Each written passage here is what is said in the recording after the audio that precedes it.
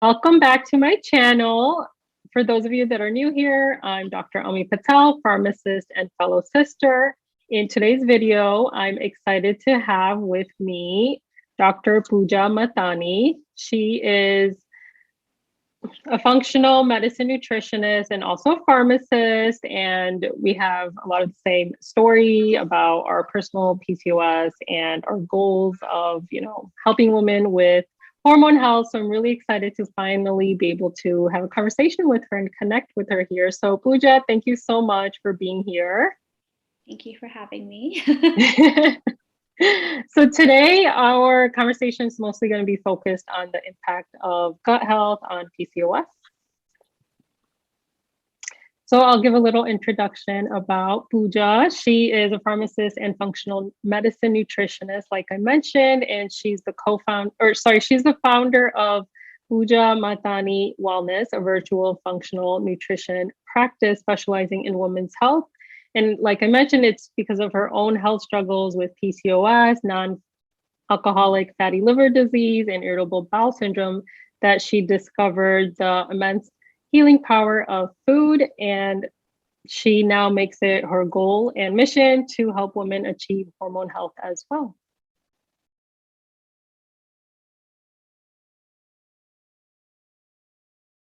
So are there your recommendations, like dietary or lifestyle, that we can do to improve our gut health, which in Yeah, turn would help with PCOS? absolutely. So, right off the bat, I always say this, that I think fiber is the most underrated, like Mhm. nutrient superstar there that exists, and it helps with so many different ailments. It has a huge impact on PCOS and managing blood sugar. And this, by the way, it doesn't mean, when I say fiber and blood sugar, it doesn't just apply to those with insulin resistance. This can apply to women that have PCOS of like the adrenal subtype, or Mhm. if they have concurrent like thyroid, like hypothyroid symptoms. So it's the full spectrum of PCOS where fiber can support and help, because it is helping to stabilize your blood sugars better. Um, and so fiber you can find in basically any vegetable known to man. So if you can fill your plate with more veggies, then that's going Mhm. to already take you, you're already one step ahead. But if we really wanted to get into kind of the science of it, I would say um, like half of your plate should be vegetable rich, or I should say carbohydrate rich, um, which sounds a little odd because you're like, wait a minute, tell me not to eat carbs. But the carb category is pretty wide, right? It's a huge spectrum. Yeah. You can go anywhere from like a bagel to broccoli. So when I say carbohydrates, I am referring to probably more of the broccoli section, Mhm. right? So, and then if we do a deeper dive in that, so 50% carbohydrates being fiber rich, half of that being like your non-starchy vegetables, and then the other half could be starchy. So that could be like either half or a quarter of a sweet potato, Mhm. or it could be like any grain that you really like basmati rice or quinoa, or something like that. So it's it's 25% starchy, 25% non-starchy vegetables, and then 25% protein on your plate, which again could be animal derived or plant-based, and then the remaining 25% to be fat. And you can't always see fat, right? Because sometimes you're cooking and you're Right. fine. So if you're using, let's say, olive oil or ghee, that's all Mhm. going to get sauteed in with the rest of your food. So it's not always visible, but I do tell people to be generous with their fat Mhm. intake. I don't want them to think that they have to be like scared of it, Yeah. because I feel like there's this old outdated notion that if I have too much fat, it's going to make me fat, which is completely like debunked and outdated. So I Yeah. don't have healthy fats with all of our meals, like 3 times a day at the very least. So that's kind of Yeah. what a PCOS friendly plate would look like. And that to tie it back to gut health, just by doing that alone, without even going to the point of having to eliminate certain food groups like gluten and Hmm. dairy, which I know are super controversial in this space. But without even having to go to that point yet, if you can just change the proportions of what you're eating, it's going to have a tremendous effect on your gut microbiome, because all of that fiber is going to feed the good guys. So those Mm. good guys are going to want to replicate more and more and more. That in turn is going to help with blood sugar stabilization, helping you lose weight, lowering your androgen levels. Like, so I feel like data is really helpful if you really wanted to get into the weeds and run like a stool test. But if Yeah. you know, didn't have the means to do that and you just wanted to try a new dietary approach, like just changing your proportions can go a long way. Yeah, definitely. No, thanks for clarifying that. Yeah, it's there's a lot of misconceptions on carbs and fats, but yeah, thank you for clearing that up. And so yeah, it's good to know to be more mindful of our fiber intake, like you said. I Right. think And it's not that to say, you know, I prefer that you eat broccoli, right? But that's goals vanished for the rest of your life. Like, I think, again, if you're able to apply the same principles of what I just talked about and the yeah. proportions to a bagel, so rather than just eating like, I'm just going to have a full bagel with cream cheese in the morning and then you're running out the door to get to work on time, think about maybe eating half of a bagel and Mhm. layering that with hummus and avocado and some other veggies on the side. So you can still have your bagel, but it's a lot more nutrient dense and there's a lot more fiber added into the mix than just like a Yeah. bagel with cream cheese. You're the second version of the bagel sounds more delicious to me. Anyway. Yeah, actually, I mean, in the beginning of my journey, I would have told you you're crazy, but Yeah. now, now for me as well. Yeah. No, that's true. And it takes, I mean, I think for our viewers, just remembering that it takes time and no one is saying to do any of this stuff overnight, but just slowly like adding more fiber, just being more mindful, like you said, like you can still have a bagel, but maybe just have half and have like more veggies or, things like that. So yeah. Right, exactly. So yeah, fiber is going to be key, and then you can always add in fermented foods as well if you're a fan, like Hmm. sauerkraut, kimchi. Like just getting one forkful a day can make a huge difference. Oh, wow. Basically, like you're taking a probiotic, but you're not taking it in a supplement form. You're taking it in food And form. natural, right? And if you wanted to, you know, something a little less veggie veggie rich, you could do like kefir or coconut Mhm. yogurt. um, Even just regular yogurt has a lot of good probiotics in it, so that could be one way to work on gut health as well. Good, very good to know. Thank you. And speaking of probiotic, what is all the difference in like probiotic, prebiotic, postbiotic, and all of Yeah. that? So probiotic is going to be a live organism that you ingest.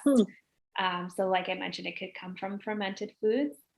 It can come from probiotic capsules that you're taking in supplement form, but it is actually you taking a live organism directly to inoculate your gut. Hmm. Now, the important thing to know is that this is likely a habit, if it's helping you, a habit that you'd have Right. to keep up with long term, because as soon as you discontinue, whether it's Hmm. the food or the probiotic supplement, eventually your microbiome will start to revert back to kind of quote unquote like your baseline. Oh, Um, right, right. so you have to keep ingesting it to be able to derive the benefits from it. No, that makes That, sense. Yeah, that's good clarification. And it makes sense with PCOS, it's lifelong. So once you make a habit that will help you, you're going to have to keep up with it. So, yep, exactly. And then prebiotics are actually, um, they fall within the fiber category, but they're a little bit more specific than just fiber. There are specific um, prebiotics that are now that have been shown in research to actually help amplify and grow all the good guys. Mm. And so there are some examples that are pretty popular. From food, we're thinking like garlic, onion, asparagus, Mm. apple, chicory root. They all have specific prebiotics that have been shown to help specific bacterial populations to thrive in your gut. Interesting. And then you can always, again, go the supplement route as well, like psyllium husk, acacia fiber. There's another fiber called partially hydrolyzed guar gum, PHGG. All those are Mm. like fall in the prebiotic category, which is more niched down than the general fiber category. Interesting. It's a lot of differences. I'm learning a lot. Wow.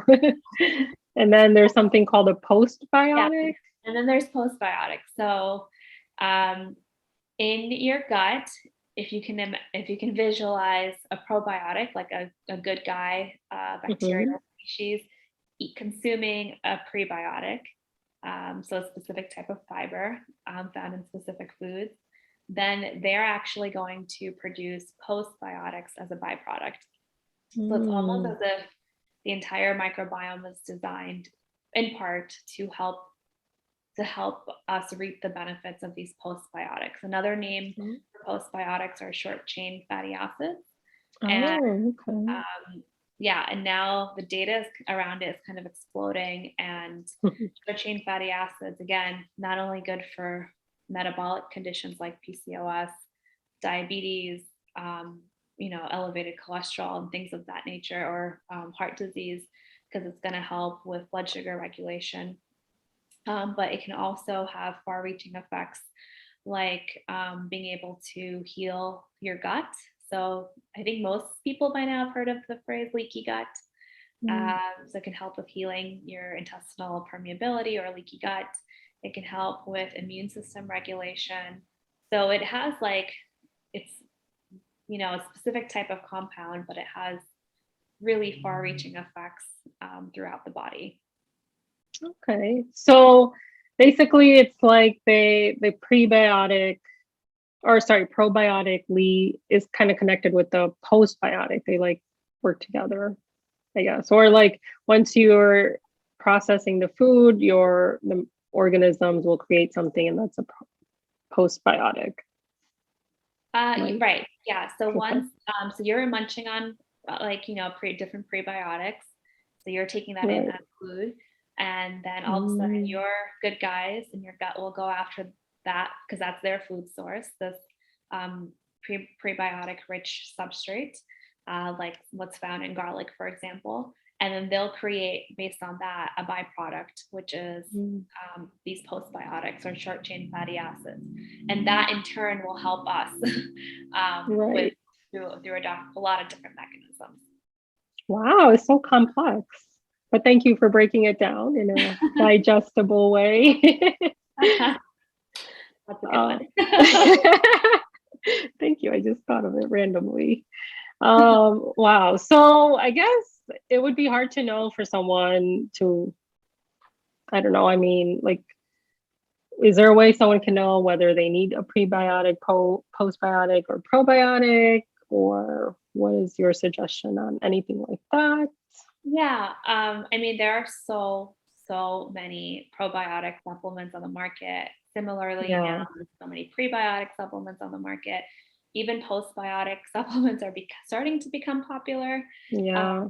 so it is a little challenging to know where to start. But honestly, if I were to make um, this is such a simple recommendation, but if you had to start anywhere, it would be like in your kitchen at home Mm-hmm. Okay. your food, and I would just start incorporating more vegetables because they contain fiber, right? That will naturally Mm-hmm. help promote the good guys, to allow them to flourish. And that cycle in turn will allow them to create postbiotics. Um, and I would, so start increasing your vegetable intake. And then number two would be to start adding in fermented foods into your diet, even if it's just once a day, even if it's just one forkful that you add to like your lunch or your dinner or even breakfast. Um, I think that's an excellent place to start, because I will say I think most people probably aren't doing that.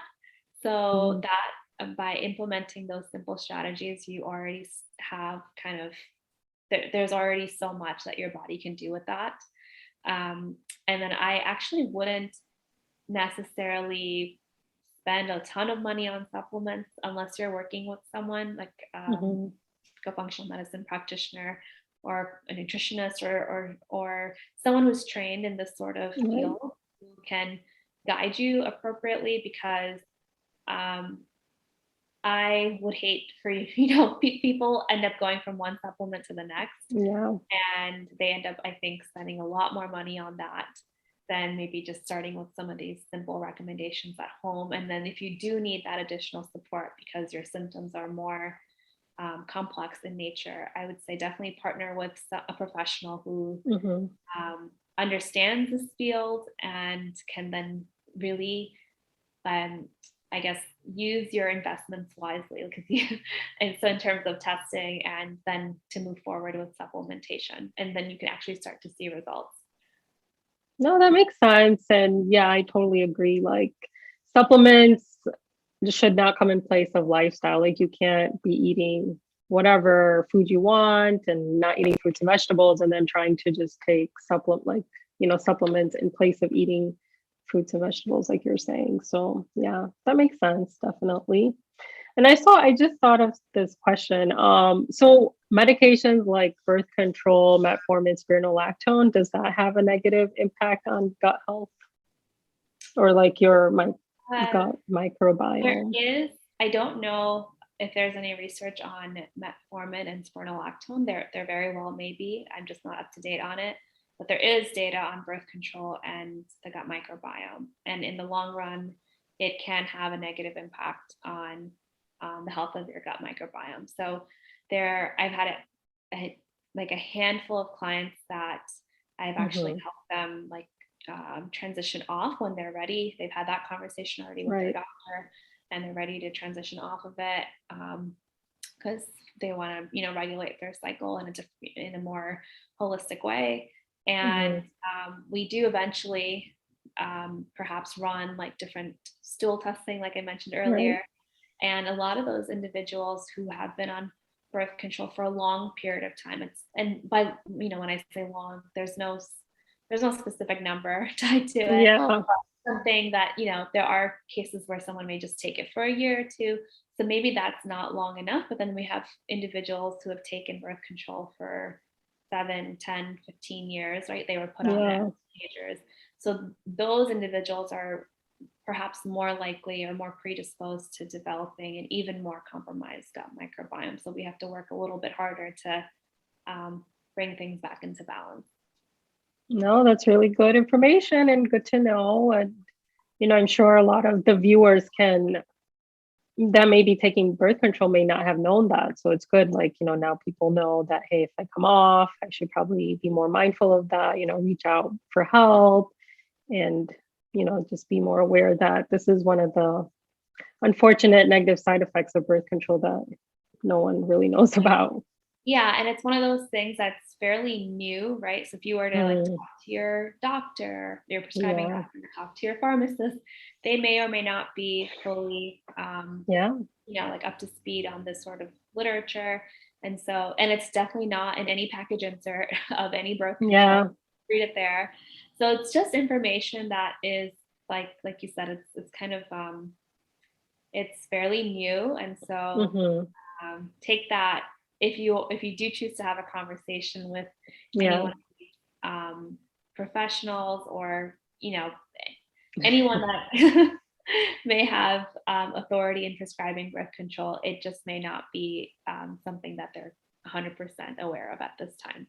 But No, I but yeah. more and more data will just come out around it. Yeah, thank you for adding that in. So if someone says that, they're not sounding crazy or, all of that. But also it's if someone's wondering like why do people not know that? But part of the reason is like when these medications get made, like Pooja was saying, it may be the person is on it for 10 to 15 years to see the impact. But when research is being done on drugs, like the drug isn't followed for like 15 years, like, oh, let's see how this person is in 15 years, and then we'll include it as a side effect of the drug.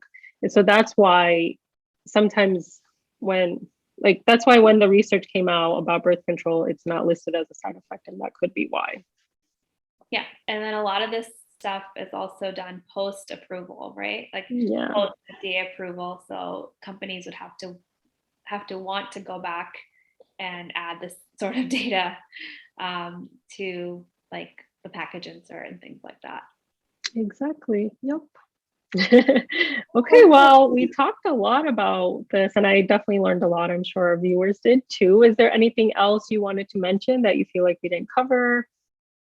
I think we covered everything in such great detail. Again, Yeah. I would just reiterate, like, don't discount the baby steps that you can make at Mm-hmm. home on your own. Like, it is profound how far that Mm-hmm. can go with helping to improve, like, if you do have like obvious digestive symptoms, and of course your PCOS symptoms. So I would just say to start at home, start simple, go slow, Yeah. take your time to implement these changes. But I think in the long run, you will start to see more of a profound impact. Yeah, I definitely agree with that. And like I tell my clients too, like keep a journal. So like if this is something you choose to do, like keep a journal of your symptoms, like, whether it's constipation or you had like too many bowel movements per day. And then as you make dietary changes, you'll be able to see, and you can write that down in your journal, your symptoms and how much you're eating and things like that to see. Yeah. Well, Absolutely. yeah, thank you. If people want to connect with you, how can they reach you? The best way would be through Instagram. I'm at Pooja Mahtani Wellness, or you can always jump on my website as well, which is poojamahtaniwellness.com. Awesome. And I will include all of that in the description box. If you guys have any questions, leave it for us in the comment section. And as always, be kind to yourself, be patient, and focus on progress, not perfection. See you next time. And thank you again, Pooja, so much for doing this. Thank you for having me.